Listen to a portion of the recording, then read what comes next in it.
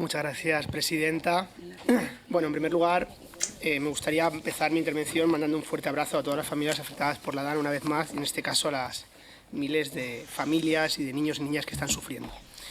Señorías, hoy me presento ante esta Cámara con la firmeza de quien sabe que la pobreza infantil es una de las heridas más profundas que puede sufrir una sociedad, y con la convicción de que debemos unir las fuerzas para cerrarla.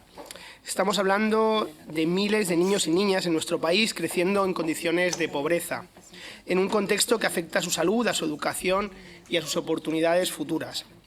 Esas cifras no son meros datos, son rostros, nombres, infancias. Decía Karl Marx que la educación del futuro debe tender a desarrollar en el niño todo lo que le convierte en un ser humano. ¿Qué estamos haciendo con nuestros niños y niñas cuando permitimos que la pobreza les arrebate la posibilidad de alcanzar ese desarrollo pleno? ¿Cómo podemos mirar hacia otro lado mientras las desigualdades se perpetúan desde la cuna, hipotecando no solo sus vidas, sino también el futuro de nuestra sociedad? El Estado español tiene una deuda histórica con su infancia, a pesar de ser una de las principales economías de la Unión Europea. Seguimos destinando el 1,6% del PIB a políticas de protección infantil, muy lejos del 2,5% que promedia Europa. Esto nos sitúa en la posición de ser el tercer país con mayor tasa de pobreza infantil de la Unión Europea y el sexto con mayor desigualdad infantil dentro de la OCDE.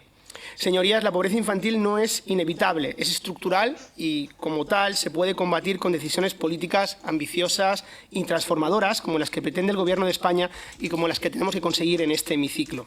Como fuerza progresista, que estamos también en el Ministerio, proponemos un pacto de Estado contra la pobreza infantil. Este pacto debe ser la herramienta que articule una estrategia conjunta, más allá de ideologías, para garantizar que ningún niño o niña crezca condicionado por la pobreza o la exclusión social. El pacto que defendemos se fundamenta en varios pilares. Romper los ciclos intergeneracionales de pobreza, donde los estudios son contundentes estudios como el informe de la Universidad de Girona afirman que un niño que crece en un hogar pobre tiene un 35% más de posibilidades de ser pobre en su vida adulta.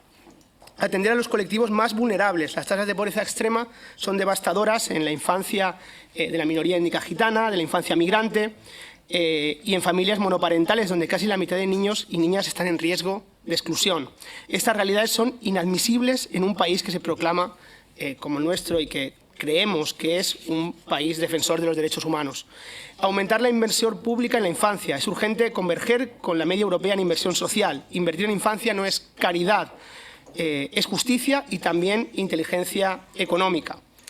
Garantizar el acceso universal a los derechos básicos. Hemos avanzado muchísimo desde el Gobierno, pero aún hay que hacer más en educación, salud, vivienda, alimentación saludable, que no sean lujos, sino derechos fundamentales, pilares imprescindibles para garantizar la igualdad de oportunidades que pregona nuestra Constitución. Permítame también citar a Paulo Freire, quien afirmó que la educación no cambia el mundo, cambia a las personas que van a cambiar el mundo.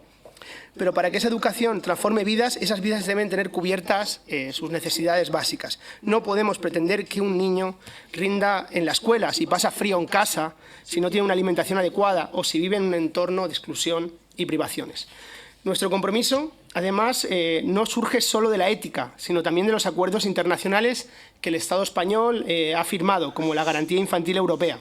Un instrumento que exige garantizar a los niños y niñas el acceso a educación, salud, alimentación y vivienda. En nuestro país existe un plan para implementar esta garantía que ya cuenta con medidas concretas y recursos asignados que se podrán llevar a cabo también cuando aprobemos los presupuestos generales del Estado.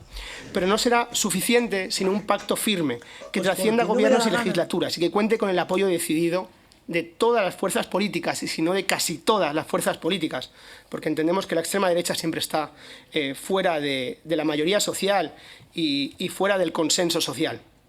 Señorías, la pobreza infantil no puede esperar más. Cada día que pasa sin actuar estamos fallando a nuestros niños y niñas. Estamos comprometiendo su bienestar, su futuro y con ello el de todo nuestro país diverso. Porque, como dijo Gabriel Celaya, la infancia es la patria de todos los seres humanos. Y yo les pregunto, ¿qué patria estamos construyendo si no defendemos a nuestra infancia?